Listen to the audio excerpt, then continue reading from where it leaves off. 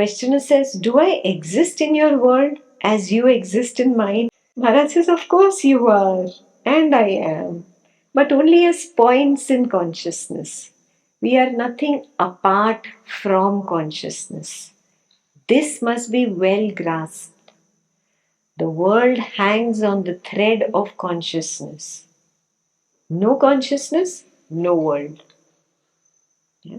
This he's brought you to Drishti Srishtivada. Yeah. At the first level of Srishti Drishtivada, you thought, oh, the creation is first, and then I am born in it, and I am this body mind in which there is one little dot of consciousness. So creation first and consciousness second. That was the idea from science, from the world, from the upbringing. Now, when you come slowly onto the path, you see, no, I am the witness. I am witnessing all of this. When this waking state drops, I am witnessing the dream state. That drops, I am witnessing the absence of waking and dream. Oh, I am first. In that absence only, first I arise, then the waking state arises. So the world is because I am. This is Drishti Srishtivad, second level.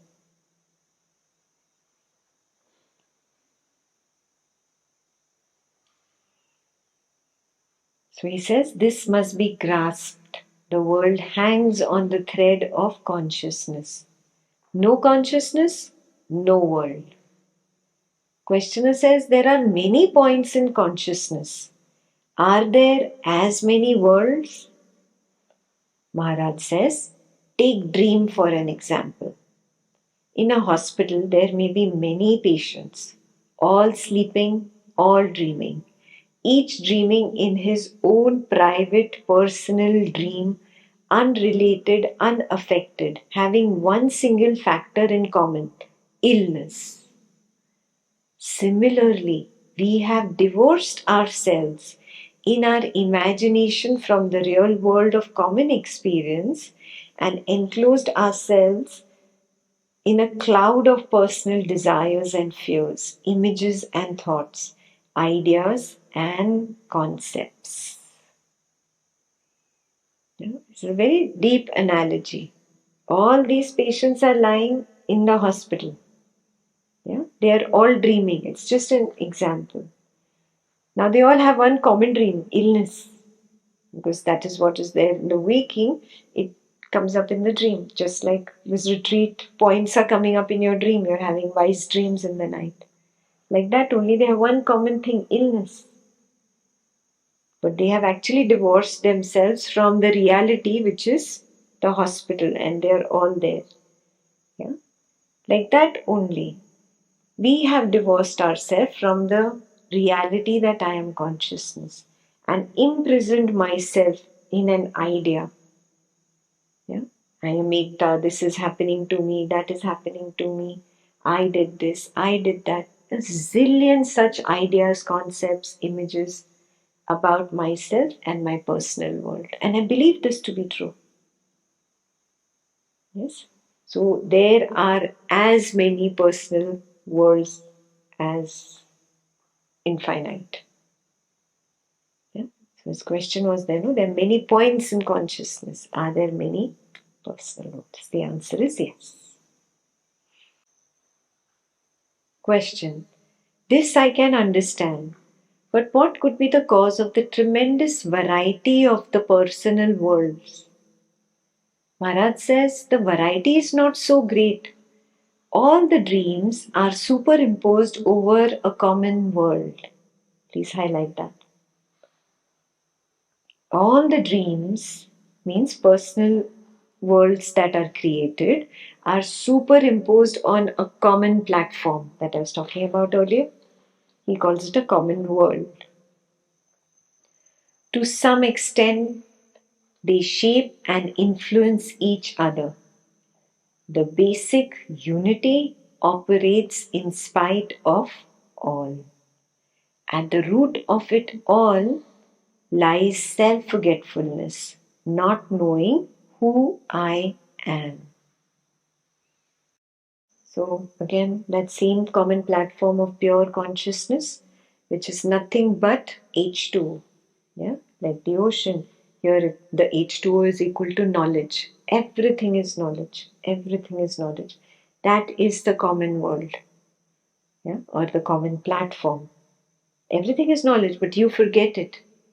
One wave comes up and says, of knowledge, wave of knowledge comes up and says, oh, that wave of knowledge is me. It's mine. This is me. This is mine. This is me. This is mine. And an entire personal world imagined about those waves is created. And like that, so many imaginary personal worlds are created on a common platform, on a common world of simply knowledge. There's just knowledge,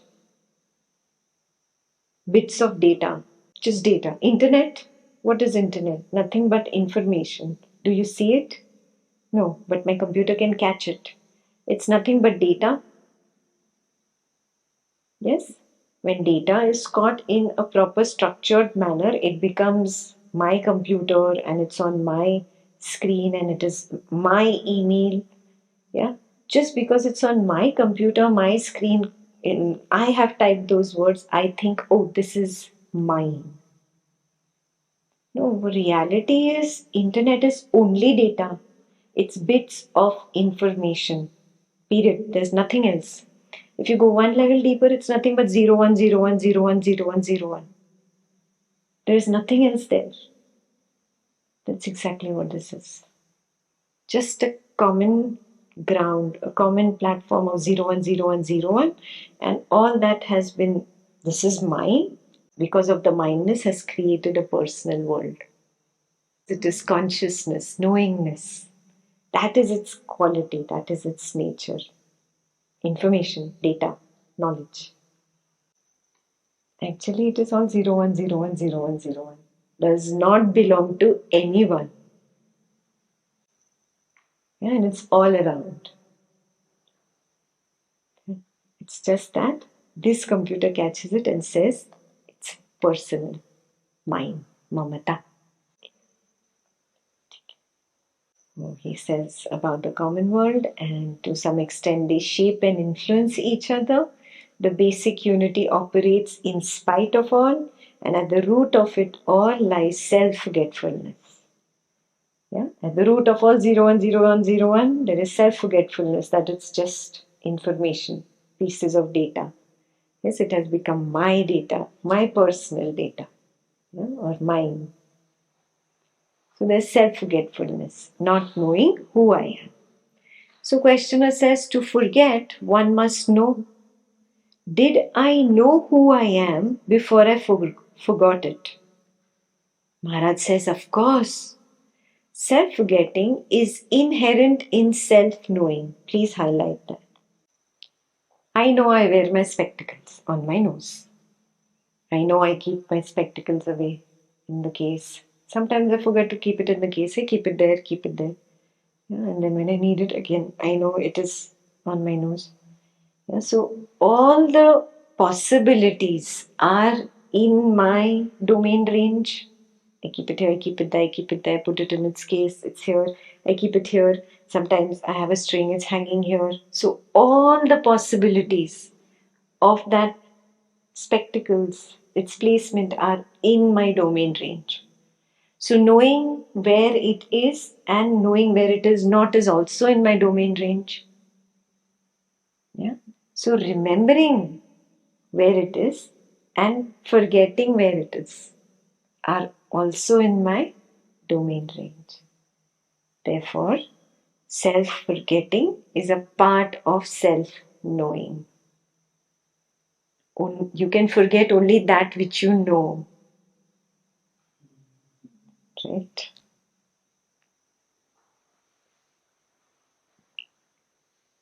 Self-forgetting is inherent in self-knowing. Consciousness and unconsciousness are two aspects of one life. They coexist. To know the world, you forget the self. To know the self, you forget the world. What is world after all? A collection of memories. Cling to one thing that matters. Hold on to the I am and let go all else. This is sadhana. Please highlight. Cling to the one thing that matters. Hold on to the I am and let go all else. This is sadhana. In realization, there is nothing to hold on to and nothing to forget. Everything is known, nothing is remembered. And there's no question of remembering.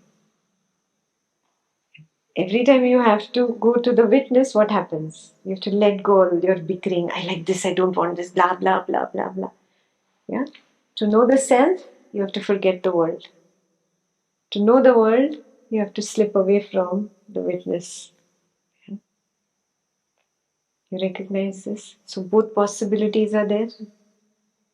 Yes. Like that only consciousness and not consciousness. Both possibilities are there. Like that, all kinds of infinite opposites, forgetfulness, remembrance, good, bad, happy, sad, all of it, that whole domain range is the totality of pure consciousness. That is who I am. Now, to just be there, there is only one thing he says. Drop everything else and just be there. Hold on to I am. This is where the chapter gets its name from. Cling to that one thing that matters. Hold on to the I am. Let go all else. This is sadhana. In realization, there is nothing to hold on to and nothing to forget. Everything is known, nothing is remembered. Questioner: what is the cause of self forgetting? Maharaj: there is no cause. There is no cause because there is no forgetting. Mental states succeed one another and each obliterates the previous one. Self remembering is a mental state and self forgetting is another. They alternate like day and night. Reality is beyond both. It's like on that common platform of knowledge. This is the knowledge of forgetfulness, then there's the knowledge of remembrance. This wave overrides the other wave. Day, night, day, night. The next one wipes the previous one. Yeah, it's just like that. But reality is not these two waves only. What is reality? Yes, the entire ocean of knowledge in which this individual particular wave has arisen. The ocean of knowledge, that is reality. It is beyond both of them. So don't get stuck in this. Yeah? This forgetfulness, this remembrance, the opposites, consciousness, not consciousness. Drop all. Go beyond. Go to the reality.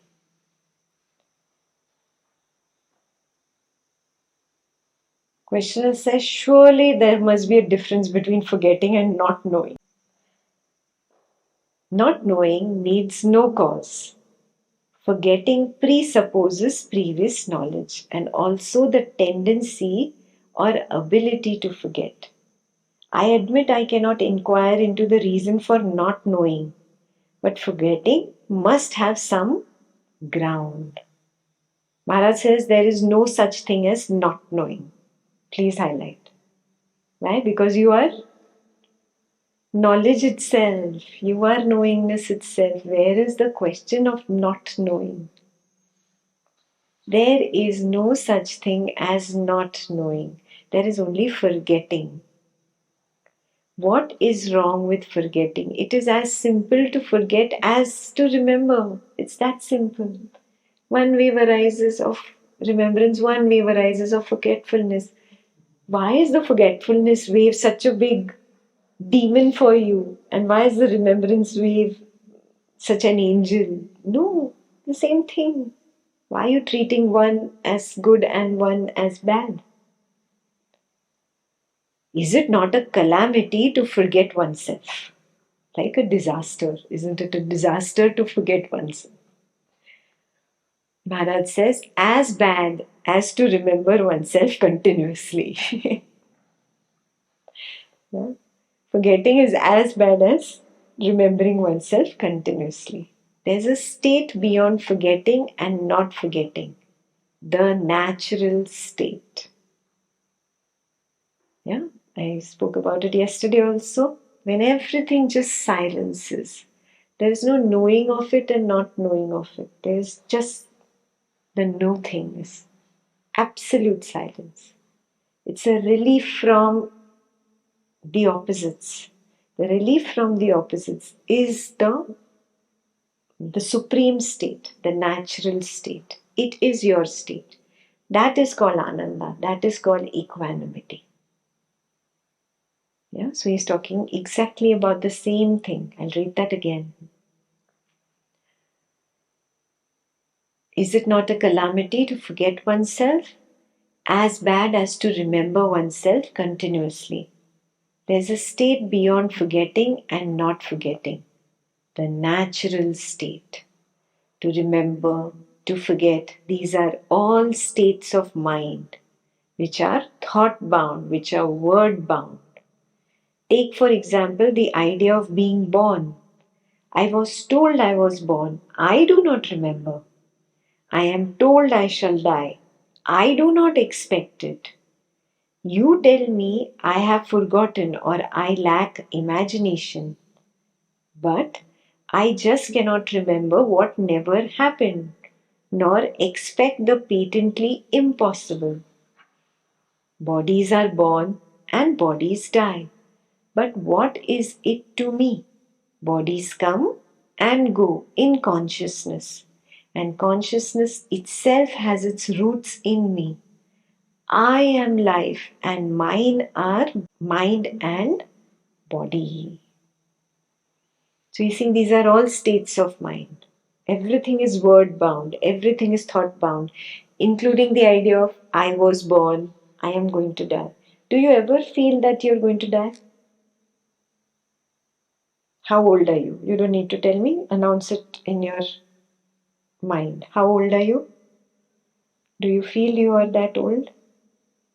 Do you feel even 1 day old?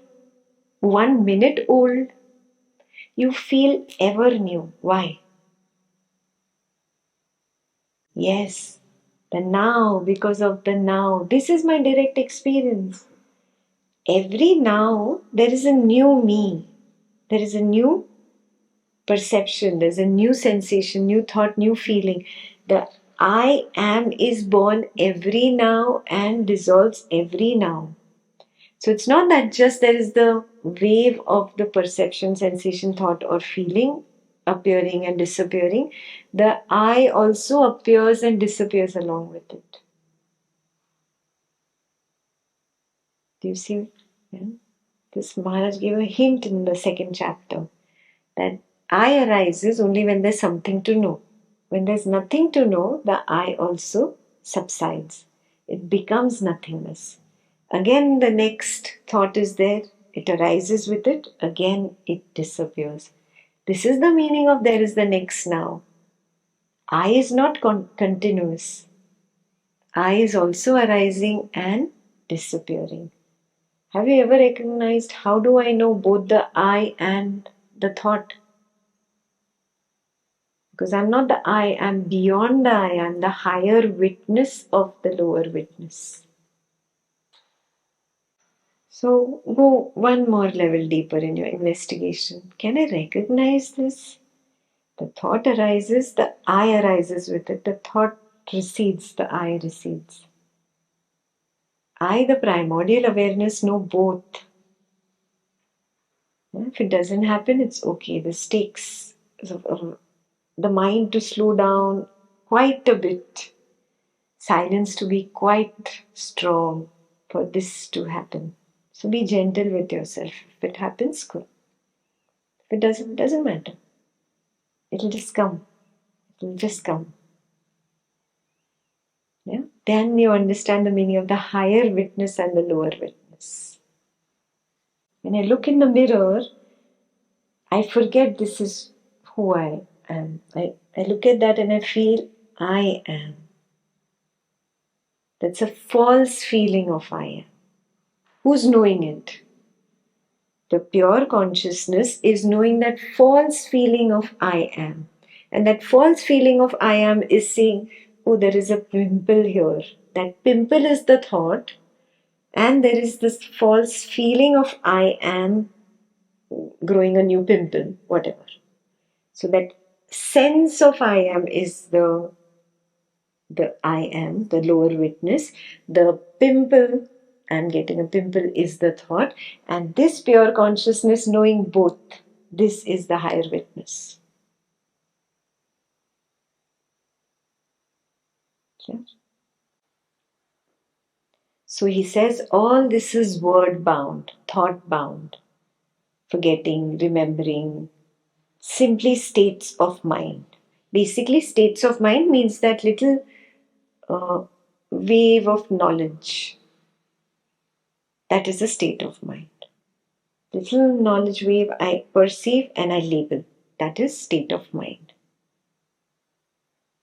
So anything is not just a state of mind. Forgetting, remembering, yeah, desire, I want, I don't want, I like, I don't like, good, bad, all opposites. Consciousness, not consciousness. Everything is nothing but knowledge wave.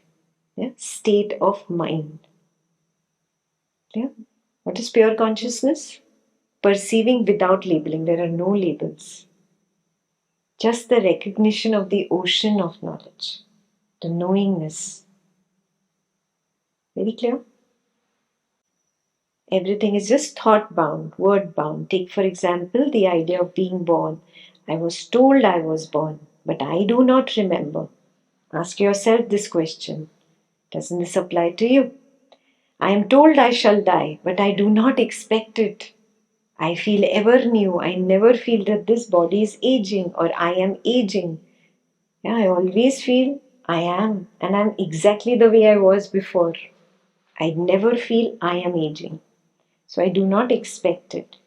You tell me I have forgotten or I lack imagination, but I just cannot remember what never happened, nor expect patently impossible, that which is patently impossible. Yeah, means I cannot remember what never happened. I don't remember when I was born. Yes, I cannot remember what never happened or expect the patently impossible. In my direct experience, I never feel I'm aging, so it's impossible that I will die. I'm constant. I'm constant. Bodies are born and bodies die, but what is it to me? Bodies come and go in consciousness, and consciousness itself has its roots in me. Is this very clear? These bodies are born and these bodies are dying. Where are they? In this waking state. What is the waking state? Nothing but me projecting myself. Yeah, I am consciousness. I am projecting consciousness. All these are in consciousness. And my projection is in me. It is all in me. Very clear? Bodies come and go in consciousness, and consciousness itself has its roots in me. I am life, and mine are mind and body. Questioners say, you say at the root of the world is self-forgetfulness. To forget, I must remember. What did I forget to remember? I have not forgotten that I am. Maharaj says, this I am too may be a part of the illusion. So question says, how can it be? You cannot prove to me that I am not. Even when convinced that I am not, I am. Maharaj says, reality can neither be proved nor disproved. Within the mind, you cannot, beyond the mind, you need not. Within the mind, You cannot prove reality or you cannot disprove reality. Beyond the mind, you need not prove it. You are the reality. In the real, the question, what is real, does not arise. This is very important. Yeah, only in the untruth, there is the search for the truth. Yeah, only in the darkness do you search for light. When it's bright daylight, there is no search. This is all light. Yeah? So, in the real, the question what is real does not arise. The manifested Sagun and unmanifested Nirgun are not different. Manifested, I, sense of I am. Unmanifested, the primordial awareness. They are not different. Basically, the wave of knowledge is not different than the ocean of knowledge. It's the same. Questioner says, in that case, all is real. Maharaj says, yes, I am all. As myself, all is real. Apart from me, nothing is real. He only goes with direct experience, what I can experience as the witness. As the witness, I witness the entire waking state. Yes? If you say, okay, it is all happening in me, yes, then all is real. Yeah? If you say, no, you are the body mind and it is apart from you, no, then it is all imagination. I am not this body mind and it is not separate from me. Yeah? Only when I am the consciousness, then I see it is all me only. Very clear? Questioner, I do not feel that the world is the result of a mistake. Maharaj, you may say so only after a full investigation, not before. Of course, when you discern and let go all that is unreal, what remains is real. Yeah? He's saying, don't say anything without doing full investigation. He says that the world is I do not feel that the world is the result of a mistake. Basically, forgetfulness, mistake. So he's saying, no, you have not done your full investigation. So you do not have the right to say this. First, you do your investigation.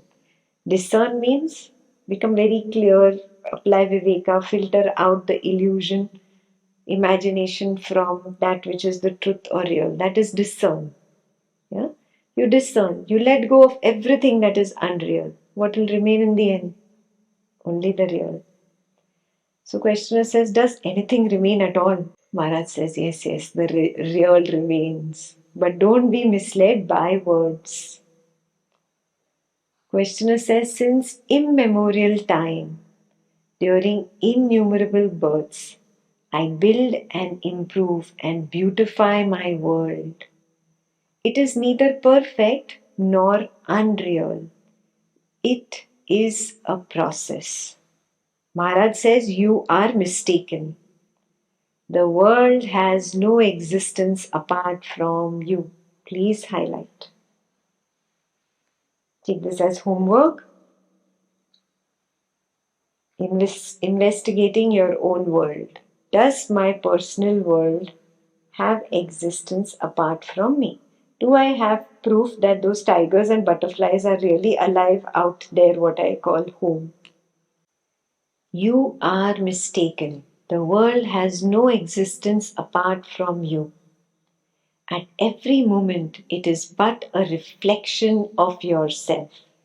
You create it, you destroy it. Please highlight. You heard all this directly from Maharaj.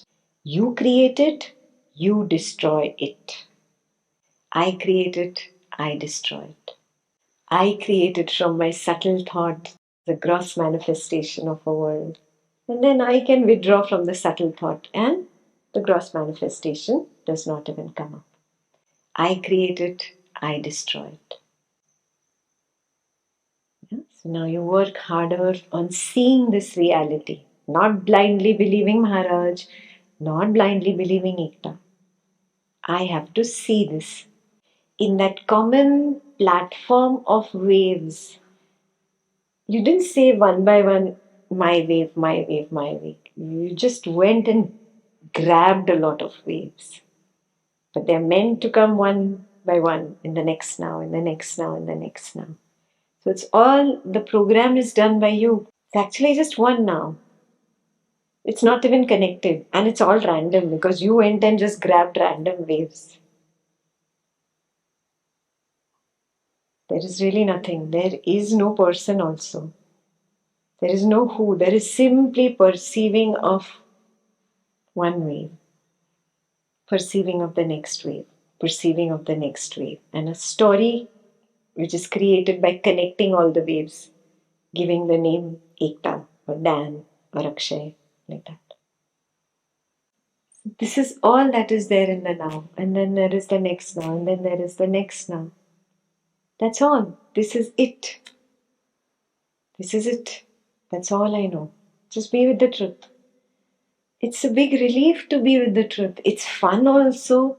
It's entertainment also. And yet there is no more mindness, indulgence. I'm not responsible for it. Total freedom. Total freedom. Just watching a movie. It's fun. It's very simple. I am not responsible for anything. Not even the scores. Just imagine. I'm not responsible for anything. Nothing is mine. I got nothing to do with it. In fact, it just reveals itself moment to moment to moment to moment to moment. That is why it is called moksha. What is the meaning of the word moksha? Yes, liberated from what? Yes, I was only trapped in my own dream. I believed it to be true. I'm liberated from my own belief. It's a dream. It's a dream within a dream within a dream. Have you seen the movie? They created a movie on this. It's called Inception. Watch the movie from this angle. Watch the movie. There is just a now. In that now, they build uh, a staircase, a kind of portal to connect to the dream. And then there is just that many minutes in the dream which are part of that scene. And within that, those minutes, you have to create a portal to the next level of the dream. So it's all dream within a dream within a dream. It's a new revelation. Wow. Where did they get it? From our scriptures. It's inspired by Yoga Vasishta.